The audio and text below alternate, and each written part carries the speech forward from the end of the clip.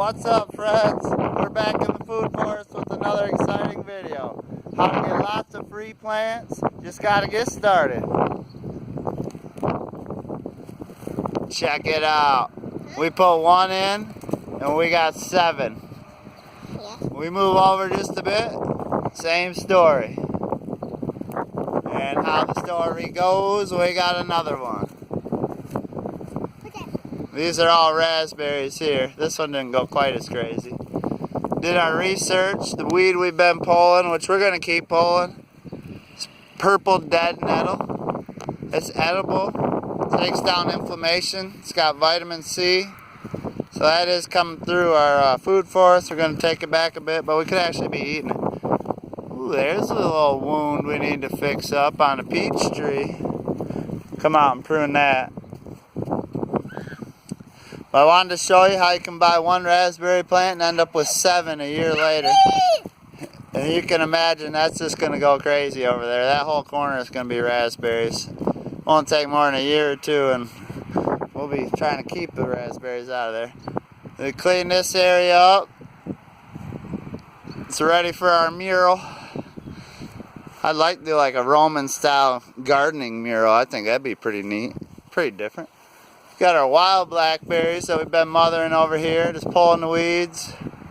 I don't know exactly what they're called. They're wild raspberry, blackberry. They're a lot smaller, but they're pretty tasty.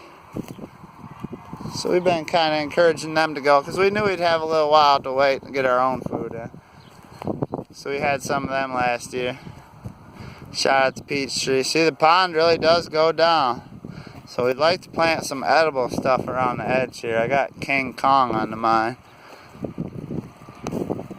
It's Chinese spinach. This is our strawberries. We started with 25.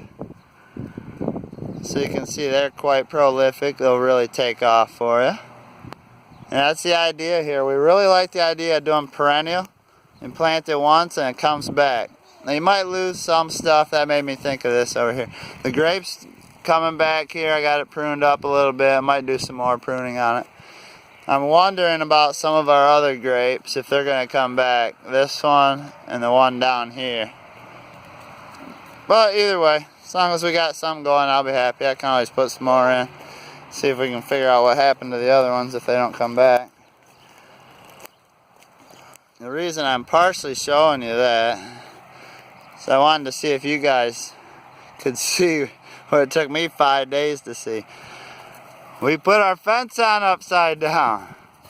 Them big holes on the bottom aren't going to keep the rabbits out. So I want to encourage you guys that nobody's perfect. I'm definitely not. We're definitely not. We're just learning as we go. We do as much research as we can. But the main thing you're going to learn from is just putting something in the ground and seeing what happens. That's a blackberry there. See if maybe you'll get 7 raspberry plants for free when you plant one.